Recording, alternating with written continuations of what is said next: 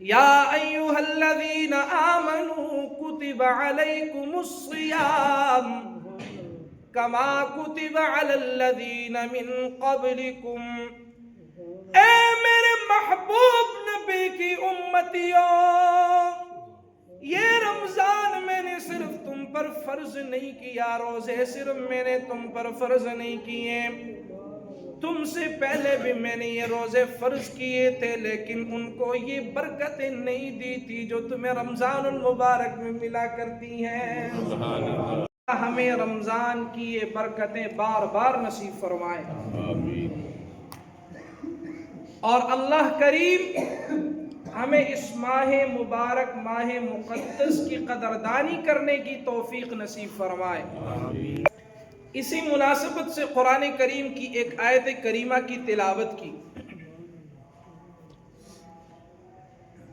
جس میں اللہ جل وعلا فرما رہے ہیں یا ایھا الذین آمنوا، اے ایمان والو، کتب علیکم الصیام، تم پر روزے فرض کیے گئے ہیں، کما کتب علی الذین من قبلکم، اس میں اللہ ترغیب دے رہے ہیں امت محمدیہ کو، کتب علی الذین من قبلکم، اے امت محمدی صرف تم پر فرض نہیں کیے گئے، تم سے پہلے والے لوگوں پر بھی فرض کیے گئے تھے، لعلکم تتقون، ضرورت کیا ہے اللہ؟ ایک مہینہ پیاسا رہنے کے لیے، بھوک رکھنے کے لیے، سارا دن بھوک اور پیاس کی شدت، اللہ ضرورت کیا ہے؟ اللہ فرماتے ہیں لعلکم تتقون، تاکہ تم میرے متقی اور پرہیزگار بندے بن جاؤ، لعلکم تتقون، تاکہ تم پرہیزگار بندے بن جاؤ۔ میرے محترم بھائیو، آیت مبارکہ سے یہ معلوم ہو گیا کہ روزے صرف امت محمدیہ پر فرض نہیں ہیں، اس سے پہلے جتنی امتیں گزری ہیں سب پر روزے فرض کیے گئے تھے۔ حضرت آدم علیہ السلام کے بارے میں آتا ہے کہ اللہ کے نبی سیدنا آدم ہر ماہ کے 3 روزے رکھا کرتے تھے، جن کو ایام بیس کہا جاتا ہے۔ اسلامی مہینے کی 13 تاریخ، 14 تاریخ اور 15 تاریخ کے روزے یہ اللہ کے نبی حضرت آدم رکھا کرتے تھے۔ حضرت موسیٰ علیہ السلام یوم عاشورہ کو روزہ رکھتے تھے، 10 محرم کا۔ حضرت عیسیٰ علیہ السلام بھی اسی طرح یوم عاشورہ کا روزہ، آج کے عیسائی بھی تقریباً 2 مہینے روزہ رکھتے ہیں، یعنی 60 دن۔ اور حضرت داؤد علیہ السلام کے بارے میں آتا ہے کہ 1 دن روزہ ہوتا تھا، 1 دن افطار ہوا کرتا تھا۔ گویا کہ یوں کہہ لیجئے مہینے کے 15 دن روزہ اور 15 دن افطار، یعنی 30 دن ہوتے ہیں مہینے میں، 15 دن روزہ اور 15 دن افطار کیا کرتے تھے۔ میرے محترم بھائیوں، لیکن اس امت کو، ان امتوں کو یہ اعزاز، یہ برکتیں، یہ رحمتیں حاصل نہیں ہوئی تھی جو اللہ نے امت محمدیہ کو نصیب فرمائی۔ ہاں، یہ ماہ مبارک اللہ نے ان امتوں کو نصیب نہیں فرمایا، یہ مہینہ رمضان المبارک کا اللہ نے اپنی اس محبوب کی امت کو، عظیم مہینہ، عظیم امت، عظیم پیغمبر کی امتیوں کو نصیب فرما دیا۔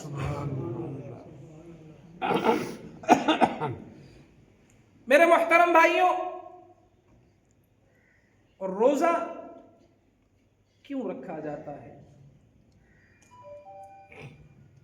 حضرت آدم علیہ السلام جنت میں تھے.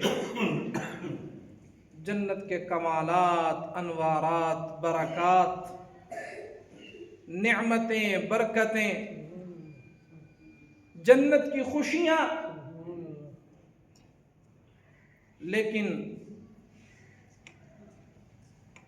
شیطان سے یہ برداشت نہیں ہو سکا. اس نے کہا کہ جس کی وجہ سے مجھے جنت سے نکال دیا گیا تو یہ خود کیوں اندر رہے؟ الا ان تکونا ملکین او تکونا من الخالدین.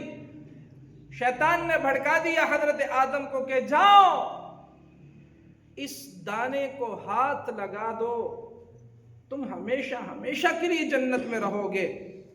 اللہ تبارک و تعالی نے فرمایا تھا وَلَا تَقْرَبَا هَذِهِ الشَّجَرَةَ. حضرت آدم علیہ السلام چونکہ اللہ کا تقرب چھوڑنا نہیں چاہتے تھے، بشریت کا تقاضا تھا، اس تقاضے کے مطابق اللہ کے نبی حضرت آدم علیہ السلام سے اجتہادی خطا ہو گئی. درخت کو ہاتھ لگایا، اللہ نے جنت سے دنیا میں بھیجا. حضرت آدم علیہ السلام مفسرین فرماتے ہیں کہ ہندوستان سرندیپ کے مقام پر اترے اور اما حوا علیہ السلام سلام اللہ علیہا وہ جدہ کے مقام پر اتری. اب کہاں سرندیپ اور کہاں جدہ؟ ایک تو جنت سے نکلنے کا غم، دوسرا اما حوا کے بچھڑنے کا غم، اور تیسرا اللہ کی ناراضگی کا غم اور تکلیف. اللہ کی ناراضگی کا غم تو اہل معرفت ہی محسوس کر سکتے ہیں. ہماری طرح گناہگار کیا محسوس کریں گے؟ جن کے دلوں میں گناہوں نے اپنے پنجے گاڑ دیے ہیں اور جو گناہوں کے دلدل میں مستغرق ہو چکے ہیں، ان کو کیا پتا کہ اللہ کی ناراضگی کیا ہوا کرتی ہے.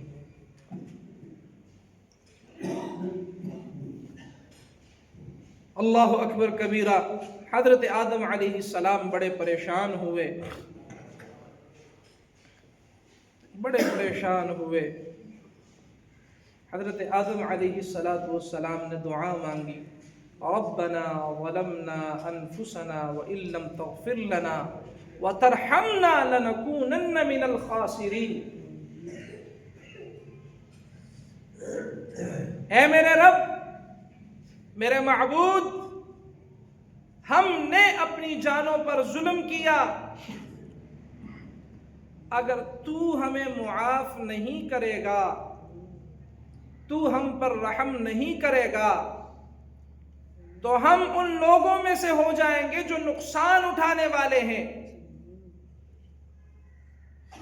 جو رسوائی اور بربادی اٹھانے والے لوگ ہیں. حضرت آدم علیہ السلام نبی ہیں، نبی کو بھی یہ پتا ہے کہ معاف کرنے والا کون ہے؟ اللہ. لیکن نو رسالے والے نہیں بولتے، اس کے نام پہ شرماتے ہو. اونچی آواز سے بولو کون ہے؟ اللہ. اللہ. محبت سے بولا کرے، شیطان کی کمر توڑا کرے. اللہ کا جب نام لیا جاتا ہے تو اس بدبخت کی کمر ٹوٹ جاتی ہے. توڑا کرے اس ذات کا نام لے کر، اس بدبخت کی کمر توڑا کرے. اللہ محبت میں کہا کریں. امام الانبیاء نے فرمایا کہ جو میرا امتی غفلت میں اللہ کا نام لے گا، اللہ اس کو بھی کہیں گے لبیک یا عبدی، اے میرے بندے میں حاضر ہوں. اور جب محبت سے لیا جائے تو پھر تو کیا ہی کہنے. تو کہیے بھائی معاف کرنے والا کون ہے؟ جزاکم اللہ. اللہ کی ذات ہے معاف کرنے والی. حضرت آدم علیہ السلام نے، مفسرین لکھتے ہیں کہ اللہ کے نبی حضرت آدم کو ایک دن اپنا چہرہ نظر آ گیا، ہاں دعا مانگنے لگے، چہرہ دیکھا، اللہ جو بشاشیت، جو انوارات، جو تجلیات، جو رونقیں، جو حسن، جو صورت، جو کمالات جنت میں تھی، اللہ وہ تو ختم ہو گئی، وہ کمالات نہیں ہیں، وہ برکات نہیں ہیں چہرے میں۔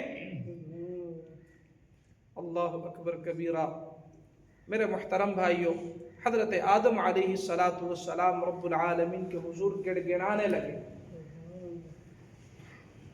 یا الہ العالمین، یہ برکتیں کیسی حاصل ہوں گی؟ وہ برکتیں جب آپ نے ہمیں جنت میں بھیجا، وہ کمالات، وہ نعمتیں، وہ صورت جو آپ نے عطا فرمائی تھی اللہ، آج وہ کمالات ختم ہو گئے اس چہرے میں۔ اے میرے رب کریم، پھر سے وہی صورت حاصل کرنا چاہتا ہوں، وہی معرفت حاصل کرنا چاہتا ہوں۔ اے میرے اللہ، آپ نہیں معاف کریں گے تو ضرور ہم خسارہ اٹھانے والوں میں سے ہوں گے۔ نبی نے دعا مانگی، رب العالمین نے فوراً جبریل کو کہا، جا جبریل میرے نبی کو جا کر خبر دے دے۔ آیا جبریل، رب جلیل کی خبر لے کر آیا، آ کر کہنے لگا، اے اللہ کے نبی جناب آدم، رب العالمین فرما رہے اگر تمہیں وہی برکتیں حاصل کرنی ہے تو تمہیں میری رضا کے لیے روزہ رکھنا پڑے گا۔ سبحان اللہ، کیا رکھنا پڑے گا؟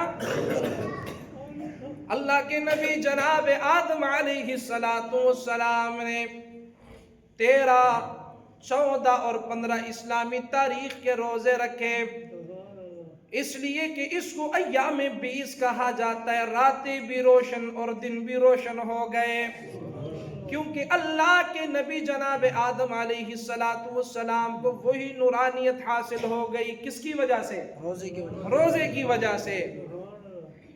اللہ کے نبی جناب آدم علیہ السلام نے ہر مہینے 3 روزے رکھنے شروع کر دیے۔ حضرت شیخ عبد القادر جیلانی رحمت اللہ علیہ دعا فرمائے، اللہ اس مرد قلندر کی قبر پر کروڑوں رحمتیں نازل فرمائے۔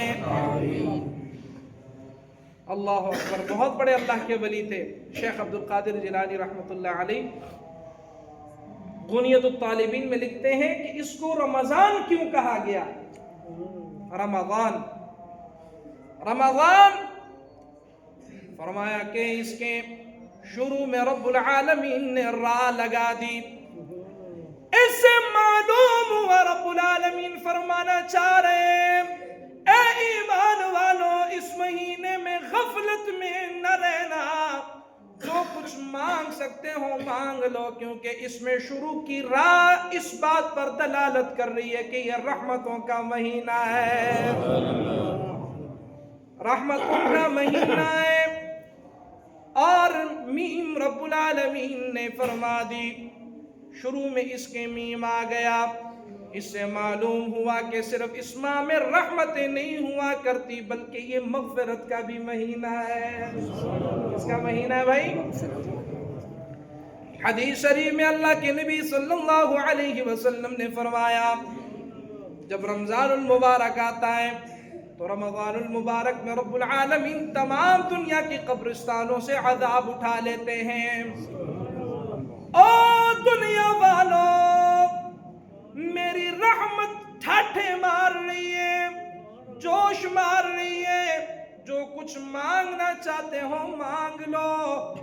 اسی لیے فرمایا کہ یہ مہینہ لوٹ مار کا مہینہ ہوا کرتا ہے۔ کون سا مہینہ ہوتا ہے بھائی؟ لوٹ مار کا مہینہ۔ بس جس نے لوٹ لیا ٹوٹ لیا، ہاں جس کے نصیب میں اللہ نے لکھ دیا وہ اسی مہینے میں اللہ کا تقرب حاصل کر سکتا ہے۔ اللہ اکبر کبیرہ۔ میرے محترم بھائیوں، اسی لیے اللہ کے نبی صلی اللہ علیہ وسلم نے فرمایا اس ماہ مبارک میں رب العالمین تمام دنیا کے قبرستانوں سے عذاب اٹھا لیتے، اور ایک روایت کے مطابق فرمایا کہ اللہ تبارک و تعالی کی رحمت اتنی جوش میں آتی ہے کہ اس مہینے کفار کی قبرستانوں سے بھی عذاب اٹھا لیا جاتا ہے۔ کفار کی قبر جو اللہ کی ذات کا منکر ہے، لیکن اللہ کی رحمت جوش میں ہوتی ہے۔ اور فرمایا کہ اس مہینے میں رب العالمین شیطانوں کو باندھ دیا کرتا ہے۔ کس کو باندھ دیتا ہے بھائی؟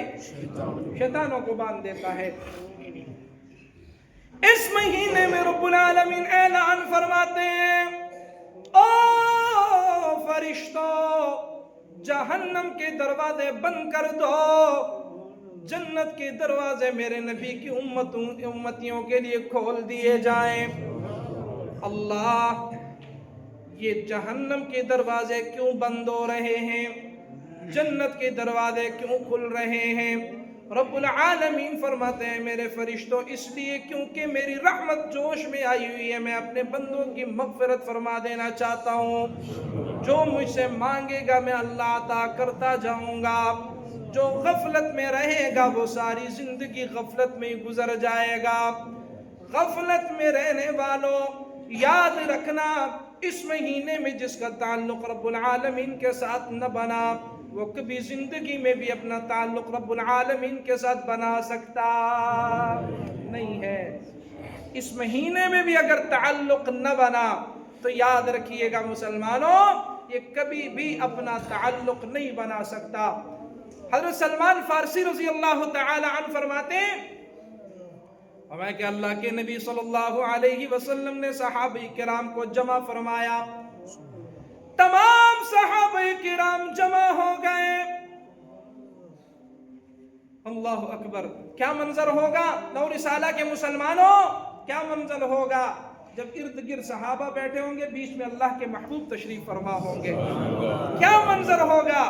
کسی شاعر نے کہا جب حسن تھا ان کا جلوہ نما، انوار کا عالم کیا ہوگا۔ جب حسن تھا ان کا جلوہ نما، انوار کا عالم کیا ہوگا۔ ہر کوئی فدا ہے بن دیکھے دیدار کا عالم کیا ہوگا۔ اللہ کے نبی صلی اللہ علیہ وسلم نے صحابہ کرام کو بٹھا لیا، او میرے صحابہ کرام جلدی جلدی آ کر بیٹھ جاؤ، میں محمد تمہیں کچھ بتا دینا چاہتا ہوں۔ صحابہ کرام تشریف لے آئے۔ حضرت سلمان فارسی رضی اللہ تعالی عنہ فرماتے ہیں اللہ کے نبی نے فرمایا، او میرے صحابہ ایک مہینہ آنے والا ہے جس کو رمضان المبارک کہا جاتا ہے۔ اس مہینے میں عام آدمی عام دنوں میں جو نیکیاں کرتا ہے، اس مہینے میں ایک نیکی کرے گا تو اللہ ایک فرض کا درجہ عطا فرما دیں گے۔ اس مہینے میں عام دنوں کے بنسبت اس مہینے میں ایک فرض نماز ادا کرے گا، رب العالمین دوسرے مہینوں کے 70 نمازوں کا اجر عطا فرمائیں گے۔ اللہ اکبر کبیرہ۔ حضور علیہ السلام نے فرمایا، او میرے صحابہ کرام اس مہینے میں رب العالمین کی رحمت جوش میں آتی ہیں، جہنم کے دروازے بند ہو جاتے ہیں، جنت کے دروازے کھل جاتے ہیں۔ منادی آواز کرتا ہے، کون ہے جو رب العالمین کے حضور اپنی گناہوں کو بخشوا دے؟ کون ہے جو رب العالمین کے ساتھ تعلق بنا دے؟ کون ہے جو رب العالمین کا تقرب حاصل کرے؟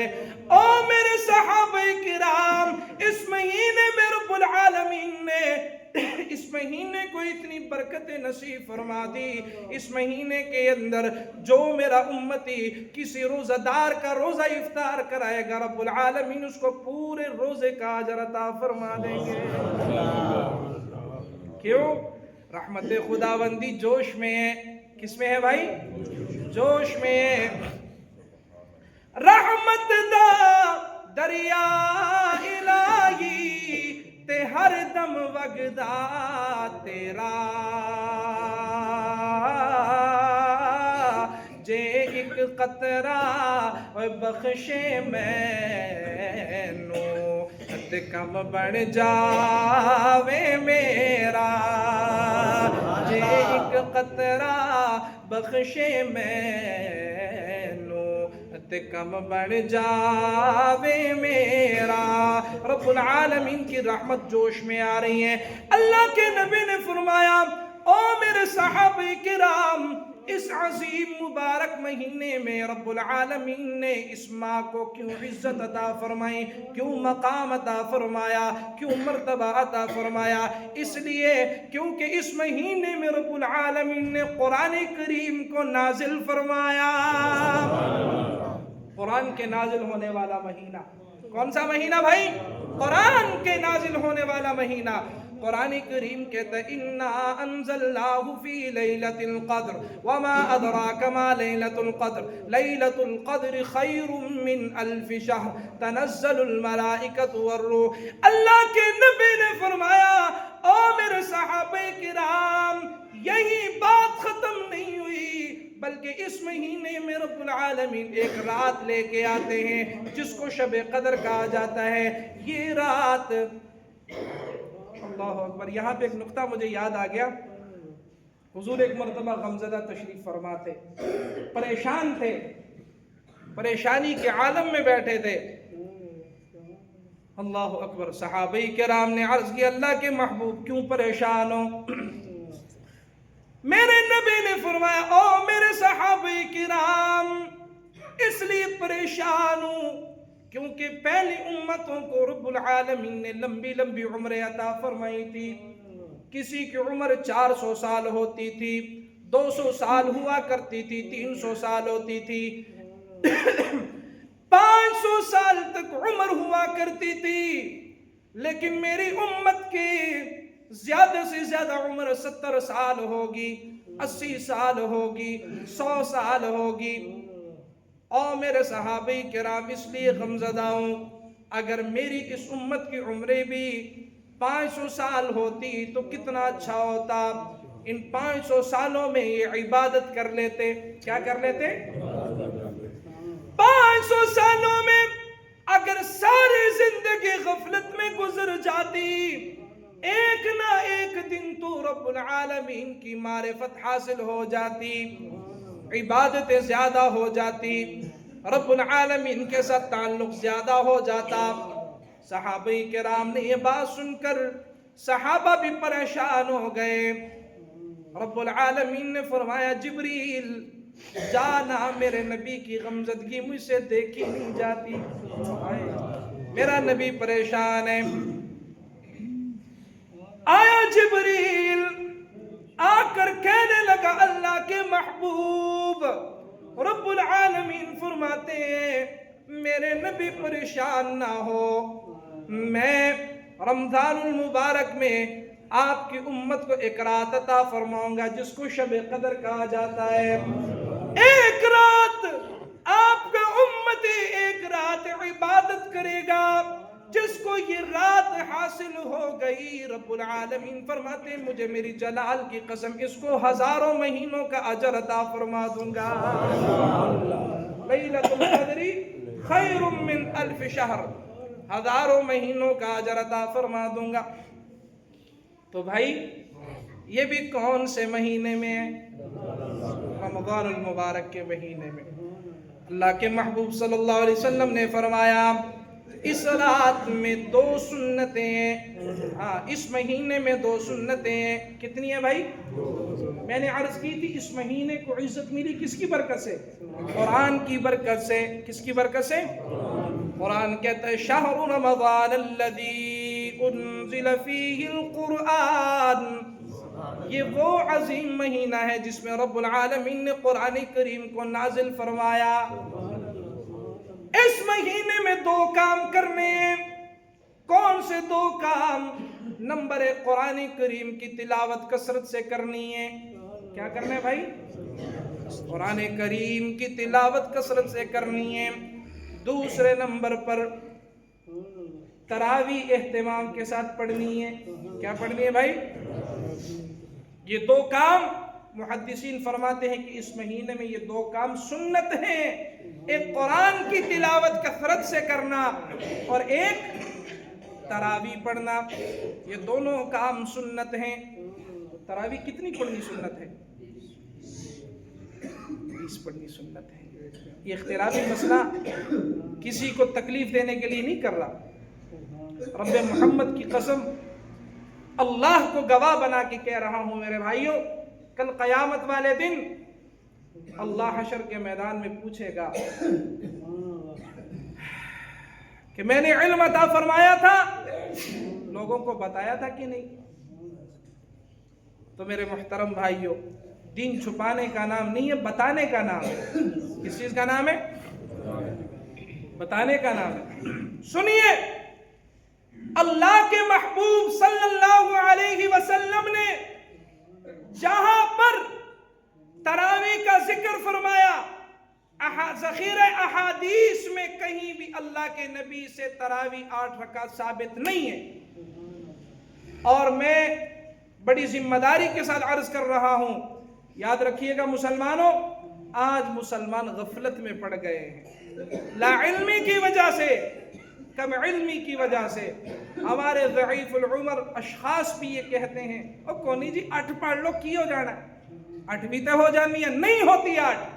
जाओ किसी मौलवी से पूछो, किसी मुतफर्रिक मौलवी से न पूछो, किसी मौलवी के सर पे कुरान रख के कहो, उसको कहो मौलवी साहब तुम्हें इस कुरान का वास्ता देता हूं, अपने मकतब को छोड़िए, अपने नजरिए को छोड़िए, कुरान की बात कीजिए, अहादीस की बात कीजिए, तअस्सुब की ऐनक हटा लीजिए, बताइए तरावी कितनी रकात है।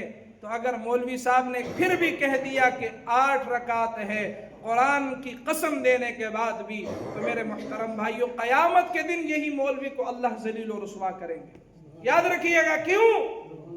कि इस पर उम्मत का इजमा है। उठाइए मुसन्निफ इब्न अबी शैबा, जिल्द नंबर 2, सफ़ा नंबर 394, सफ़ा नंबर 395, सफ़ा नंबर 396, सहाबी किराम रिज़वानुल्लाहि अलैहिम अजमईन ने फरमाया कि इस पर उम्मत के सहाबा का इजमा है कि तरावी 8 रकात नहीं है। कितनी रकात है? 20 रकात है। मुसलमानों, यही तो 2 सुन्नतें हैं, यही तो 2 सुन्नतें हैं। आज नहीं पढ़ोगे, कल क़यामत वाले दिन कब्र में क्या करोगे? मौलवी साहब नहीं पढ़ी जाती। भाई घंटे डेढ़ की तो बात है, घंटे डेढ़ की बात है। अल्लाह फरमाते हैं लअल्लकुम तत्तकून, ताकि तुम क्या बन जाओ? परहेजगार बन जाओ। तो ये परहेजगारी इसी में हासिल होगी।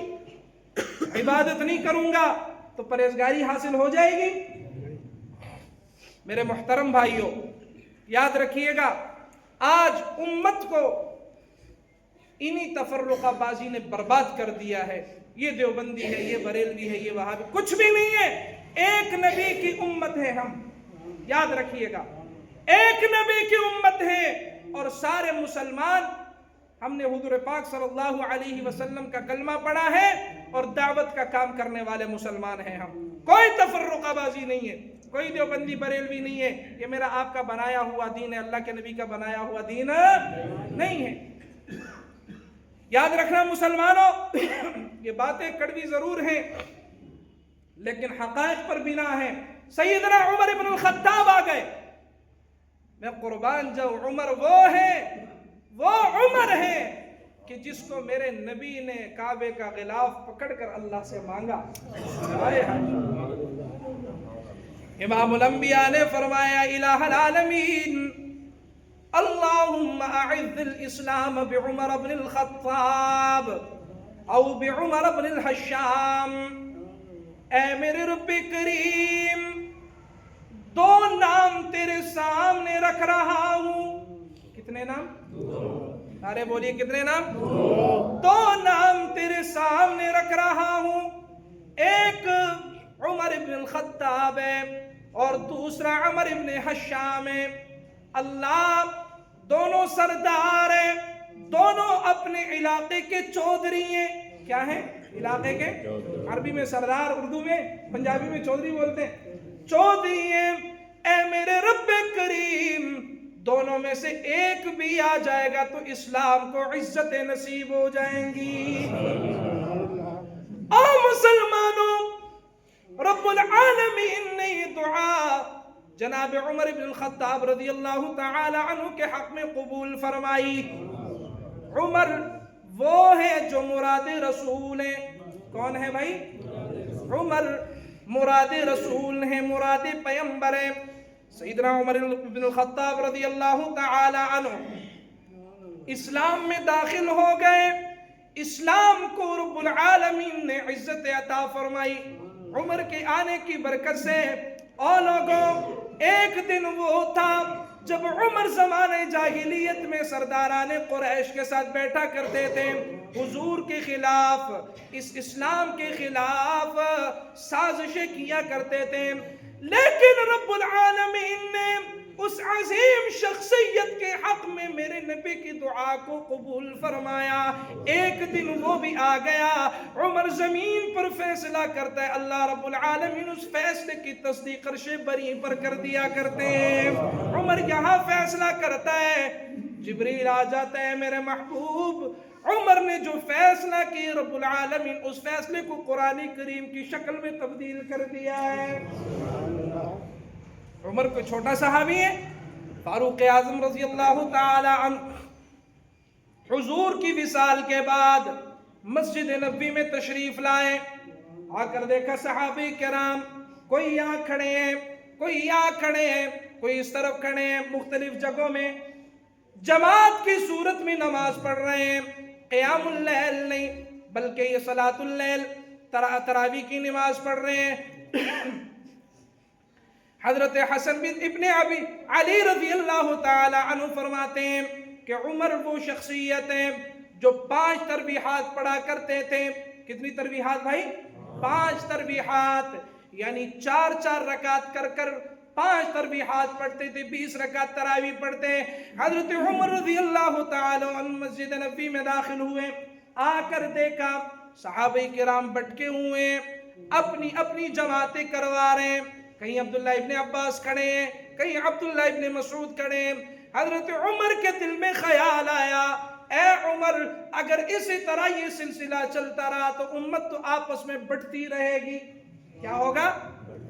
صحابہ کرام کو جمع فرمایا، فقیہ امت حضرت عبداللہ ابن مسعود رضی اللہ تعالی عنہ کو بٹھایا، مفسر قرآن عبداللہ ابن عباس کو بٹھایا، عبد الرحمن ابن عوف کو بٹھایا، عثمان ذو النورین، علی شیر خدا، سارے جمع ہو گئے۔ صحابہ کرام سے مشورہ کیا، او میرے بھائیو، اگر اسی طرح یہ سلسلہ چلتا رہا تو یاد رکھنا لوگ مساجد میں جمع نہیں ہوں گے، کیا کیا جائے؟ عمر نے فرمایا ان 20 رکعات کو اگر ہم ایک امام آگے کر کے اس کو پڑھا دے تو کیا خیال ہے تمہارا؟ صحابہ کرام نے فرمایا عمر تم سچ کہہ رہے ہو۔ آئے ہائے، کیا فرمایا؟ عمر تم سچ فرما رہے ہو۔ حضرت عمر بن الخطاب رضی اللہ تعالی عنہ نے حافظ قرآن، عاشق رسول حضرت ابی بن کعب رضی اللہ تعالی عنہ کو فرمایا، اے ابی بن کعب، آج آگے کھڑا ہو جا، تو قرآن پڑھتا جا، پیچھے صحابہ کرام قرآن سنتے جائیں گے۔ 20 رکعت عمر کا اجماع ہو گیا، صحابہ کرام کا اجماع ہو گیا۔ علامہ طیبی رحمت اللہ علیہ فرماتے ہیں صحابہ کرام نے جو کام کیا وہ بھی امت کے لیے سنت ہے۔ وہ بھی کیا ہے بھائی؟ سارے بولی، امت کے لیے کیا ہے؟ سنت ہے۔ تو 20 رکعت پڑھ کر نہ بھاگا کرو۔ ایک مولوی صاحب کہنے لگے کہ میں پہلی مرتبہ ایک مسجد میں گیا تو میں تراویح پڑھانے لگا، کہتے ہیں میں نے پہلے دن آدھا رکوع پڑھا، تو میں نے 5 سپارے پڑھنے تھے، کہتے ہیں آدھا رکوع پڑھنے لگا، تو جب 8 رکعت میں نے پورے کیے، یعنی تقریباً 4 رکوع میں نے پڑھی، 8 تراویح پوری ہو گئی تو آدھی مسجد خالی ہو گئی۔ کیا ہو گئی؟ کہتے ہیں میں بڑا پریشان ہو گیا۔ چلو میں نے کہا مقتدیو، تم نے جو کیا اچھا نہیں کیا، کل کو دیکھیں گے انشاءاللہ۔ کہتے ہیں کل جب مقتدی تشریف لائے تو میں نے پہلی رکعت میں 10 سپارے پڑھ دیے. کتنے سپارے پڑھ دیے؟ کہتے ہیں اس کے بعد مولوی صاحب خدا کا واسطہ جی ابھی روزہ جلدی ہو جاتی ہے. ایسے ہی ہے. تو میرے محترم بھائیوں یہی صورتحال آج ہماری بھی بنی ہوئی ہے. یہی پوزیشن ہے. ایسا نہ کیا کریں خدا را. ایسا مولوی صاحب 1 سپارہ پڑھ دیا کرو, ہم 20 پڑھیں گے لیکن 1 پڑھ دیا کرو. صاحب نے کہا میں 1 پڑھ دیا کروں گا لیکن 20 پڑھنی ہے تم نے. تو میرے محترم بھائیوں یہ میرے نبی کی صحابہ کرام رضوان اللہ علیہ اجمعین کا اجماع ہے اس بات پر کہ تراویح کتنی رکعت ہے بھائی؟ 20 رکعت ہے. دوسرے نمبر پہ قرآن کریم کا زیادہ سے زیادہ اہتمام کرنا ہے. ہم نے کیا کرنا ہے؟ لعلکم تتقون, کیونکہ کیا بننا ہے؟ متقی بننا ہے, پرہیزگار بننا ہے. میرے نبی کے غلاموں اللہ اکبر کبیرہ, تقوی کس چیز کا نام ہے؟ اللہ تبارک و تعالی نے اس امت پر رزق کو حلال فرمایا. روٹی حلال ہے یا حرام ہے؟ حلال ہے. لیکن رمضان میں جب روزہ ہو جائے تو کیا ہو جاتی ہے؟ حرام ہو جاتی ہے. روزے کی حالت میں پانی حلال ہے یا حرام ہے؟ لیکن جس وقت رمضان المبارک میں روزہ رکھیں گے تو پانی کیا ہو جائے گا؟ حرام ہو جائے گا.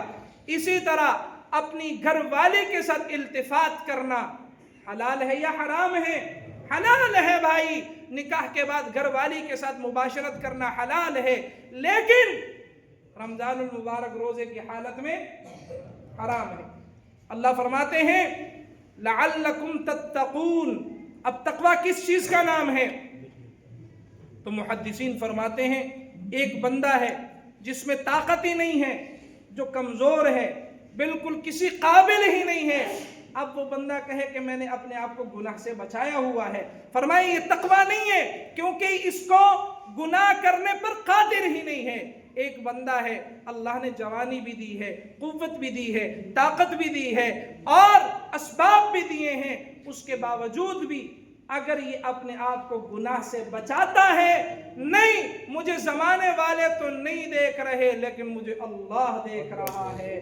فرمایا تقوی اسی چیز کا نام ہے. میرے بھائیوں آج خود بھی ان گناہوں سے بچیے, خود بھی زنا سے بچیے, اپنی اولاد کو بھی زنا سے بچائیے. آج ہمیں یہ نہیں پتا ہوتا ہماری اولاد کہاں جا رہی ہے, کس سے مل رہی ہے, کس سے ملاقات کر رہی ہے. اولاد کو موبائل دیا تو کس نے دیا ہے, اولاد کے پاس پیسے آئے ہیں تو کیسے آئے ہیں. یاد رکھیے گا مسلمانوں, انہی اولاد پر نظر نہیں رکھیں گے, رب محمد کی قسم کل یہی اولاد بڑی ہو کر اپنے والدین کو کتیا بولیں گے, اپنی اولاد کو, اپنے والدین کو گریبان سے پکڑیں گے. اگر آج ہی اپنی اولاد پر نظر رکھیں گے, کل کو یہی اولاد متقی اور پرہیزگار بن جائیں گے. کیوں؟ کیونکہ ان کی تربیت تم پر لازم ہے. تربیت کی 3 جگہ ہیں, یا والدین ہیں, یا استاد ہے, اور یا شیخ اور مربی مرشد ہے, پیر ہے, اولیاء اللہ ہے. ان تینوں کے ساتھ تمہارے تعلقات, انہی کی وجہ سے تمہیں اللہ تقوی نصیب فرما سکتا ہے. محمدی غلاموں تینوں پر اعتماد کیا کرو, استاد پر بھی اعتماد کیا کرو, والدین پر بھی اعتماد کیا کرو, اور اولیاء اللہ پر بھی کیا کیا کرو؟ اعتماد کیا کرو. حضرت شاہ عبدالعزیز محدث دہلوی رحمت اللہ علیہ ہندوستان کے بہت بڑے محدث اعظم گزرے ہیں. شاہ ولی اللہ محدث دہلوی رحمت اللہ علیہ, ایک مسئلہ میری بات یاد رکھیے گا مسلمانوں, اولیاء اللہ کے پاس غیب کا علم نہیں ہے. اولیاء اللہ کے پاس غیب کا علم نہیں ہے. اگر کسی نے کہا کہ فلاں ولی کے پاس غیب کا علم ہے تو یہ دائرہ اسلام سے خارج ہے. کیوں؟ غیب کا علم کس کے پاس ہے؟ صرف اللہ ہی کے پاس ہے. اللہ کے علاوہ ولی کے پاس بھی نہیں ہے, نبی کے پاس بھی غیب کا علم نہیں ہے. لیکن ان اولیاء کو اللہ نے ایک علم عطا فرمایا ہے جس کو الہام کہتے ہیں. الہام, اور یہ اللہ ان کو دیتا ہے جو صاحب معرفت ہوا کرتے ہیں. اللہ ان کے دل میں ڈال دیتا ہے. جس طرح میرے محترم بھائیوں ایک بہت بڑے مفسر گزرے ہیں فرمایا امام راضی رحمتullah علیہ فرمایا کہ جب آخری وقت تھا، آخری وقت شیطان انسان پر بڑا زور دیتا ہے یا نہیں دیتا؟ کبھی کسی اللہ تعالیٰ زندگی نصیب فرمائے، کبھی کسی کے آخری سکرات الموت کی حالت میں ہو تو اس کے پاس بیٹھ کر دیکھے، اللہ کے نبی نے فرمایا اس کو تلقین نہ کرو بلکہ خود ذکر کرتے جاؤ، وہ تمہارے ذکر کو دیکھ کر ذکر کرتا رہے گا۔ اس کو یہ نہ کہو کہ پڑھو کلمہ پڑھو نہیں، خود ذکر کرو، وہ تمہارے ذکر کو دیکھ کر ذکر کرتا رہے گا۔ حضرت امام راضی رحمتullah علیہ کے آخری وقت ہے، شیطان آیا، اس نے کہا راضی تم کیوں اللہ کو ایک مانتے ہو؟ امام راضی رحمتullah علیہ نے دلیل دی، شیطان نے دلیل کو توڑ دیا۔ دوسری دلیل دی، شیطان نے اس کو بھی توڑ دیا۔ تیسری دلیل دی، شیطان نے، یہاں تک کہ امام راضی رحمتullah علیہ نے 99 دلائل دیے۔ کتنے دلائل دیے؟ تفسیر کبیر میں یہ دلائل مذکور ہیں۔ امام راضی رحمتullah علیہ آخر بے بس ہو گئے۔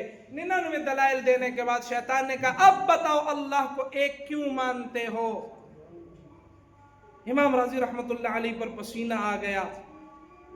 ایک اللہ کے ولی تھے، ان کے ہاتھ میں ہاتھ تھا، دست بیعت تھے۔ یہاں پر حضرت خواجہ ابو یحییٰ معین رحمتullah علیہ ان کے بیعت تھے، تو فرمایا کہ یحییٰ معین رحمتullah علیہ خادم کہہ رہے کہ حضرت وضو کرنے ہیں، اب ایک لوٹا پانی گیا، دوسرا لوٹا گیا، تیسرا، یہاں تک کہ میں نے 5 لوٹے ڈالے، پریشان ہو گیا۔ حضرت تو ایک ہی لوٹے سے وضو کیا کرتے ہیں، آج 5 لوٹے پانی کیسے ضائع کر رہے ہیں؟ فرمایا جب آخری اس نے دلیل توڑی تو حضرت نے یہ پانی اٹھایا، حضرت یحییٰ معین رحمتullah علیہ پانی اٹھایا اور یوں مارا اور فرمایا کہ راضی اس لعین کو کہو کہ میں اللہ کو بغیر دلیل کے ایک مانتا ہوں، بغیر دلیل کے ایک مانتا ہوں، کسی دلیل کی ضرورت نہیں ہے۔ تو شیطان نے کہا کہ اللہ کے ولی کے ہاتھ میں تیرا ہاتھ تھا، اللہ نے تجھے بچا دیا۔ کیا کر دیا؟ یہ علم غیب نہیں ہے، یہ الہامی علم ہے۔ کیا ہے بھائی؟ شاہ عبدالعزیز محدث دہلوی رحمتullah علیہ ایک خادم آیا، آ کر حضرت کے پاس بیٹھا، حضرت مجھے کوئی نصیحت کیجئے۔ حضرت نے فرمایا یہ پیسے لے لو، ہندوستان کے دہلی کے فلاں بازار حسن میں جاؤ اور جا کر وہاں پہ تمہیں کوئی ملے تو اس کو کہنا یہ پیسے لے لو، اور کوئی نئی طوائفہ آ جائے تو اس کی التفات کا موقع دینا۔ مرید پریشان ہو گیا، حضرت اتنی بڑی شخصیت ہو، اتنی گھنونی بات کرتے ہو، اتنی غلط بات کرتے ہو۔ نہیں، میں تو یہاں پہ فیض حاصل کرنے آیا تھا، اپنے گناہوں کو، اپنے دل کو صاف کرنے کے لیے کہاں بھیج رہے ہو مجھے؟ واپس چلا گیا، تھوڑا سا گیا آگے، سوچا یہ تو بہت بڑے محدث اعظم ہیں اور شاہ ولی اللہ محدث دہلوی رحمتullah علیہ کے لخت جگر ہیں، یہ مجھے غلط کام کی طرف کیسے بھیج سکتے ہیں؟ پھر واپس آیا اور آ کر کہا حضرت مجھے کوئی نصیحت کیجئے۔ حضرت نے پھر پیسے پکڑائے، فرمایا جاؤ ہندوستان دہلی کے بازار میں، اس کے ساتھ جو بازار حسن ہے وہاں پر جا کر تمہیں کوئی ملے گا، اس کو پیسے دے دینا، اس کو کہہ دینا نیا شکار آ جائے، اس کے التفات کا موقع دے دینا۔ فرمایا حضرت یہ کیا کر رہے ہیں آپ؟ لوگ کیا کہیں گے؟ یہ داڑھی والا کدھر آیا؟ یہ مولوی کدھر آ گیا؟ پھر جانے لگا، تیسری مرتبہ پھر دل میں خیال آیا۔ حضرت پیر ذوالفقار احمد نقشبندی رحمہ اللہ فرماتے ہیں کہ تیسری مرتبہ جب یہ آیا، آ کر کہنے لگا حضرت نصیحت کیجئے۔ حضرت نے پیسے دیے، تیسری مرتبہ اس مرید نے پیسے قبول کر لیے اور چلا گیا۔ ہندوستان دہلی کے بازار کے ساتھ بازار حسن تھا، اس میں گیا اور جا کر آگے جو شخص اس کو ملا اس کو جا کر پیسے دے دیے اور کہا بھائی نیا شکار آ جائے تو اس کے ساتھ التفات کا موقع دے دینا۔ اس نوجوان نے کہا ہاں شکار آیا ہوا ہے، چلو۔ فرمایا کہ جیسے ہی اندر گئے تو جا کر دیکھا اس شخص کی بیٹی بیٹھی ہوئی تھی، پاؤں تلے زمین نکل گئی۔ اللہ، یہ بیٹی میری یہاں کیا کر رہی ہے؟ بیٹی سے پوچھا، بیٹی زارو قطار رونے لگی، بابا جان ایک قافلہ آ رہا تھا، راستے سے مجھے اغوا کر دیا، اغوا کرنے کے بعد یہاں بازار حسن میں بیچ ڈالا۔ میں روتی رہی، میں نے کہا اللہ، میرا والد تو ساری زندگی تیری تقرب میں گزری ہے، اللہ ساری زندگی تیری معرفت میں گزری ہے، اللہ آج میں یہاں پہ بازار حسن میں رہ کر یہ کام کروں گی تو اللہ میرا والد زمانے کو کیا منہ دکھائے گا؟ اللہ نے میری سن لی بابا جان، اللہ تمہیں لے آیا۔ والد محترم نے اپنی بیٹی کو ہاتھ سے لیا، جانے لگے، فوراً حضرت شیخ رحمہ اللہ شاہ عبدالعزیز محدث دہلوی رحمۃ اللہ علیہ کے قدموں میں گر گیا۔ حضرت آپ مجھے بھیج رہے تھے، میں نہیں جا رہا تھا، آپ مجھے بھیج رہے تھے، میں نہیں جا رہا تھا۔ تیسری مرتبہ میرے دل میں خیال آیا کہ شیخ بھیج رہے ہیں، ضرور اس میں کچھ حکمت ہے۔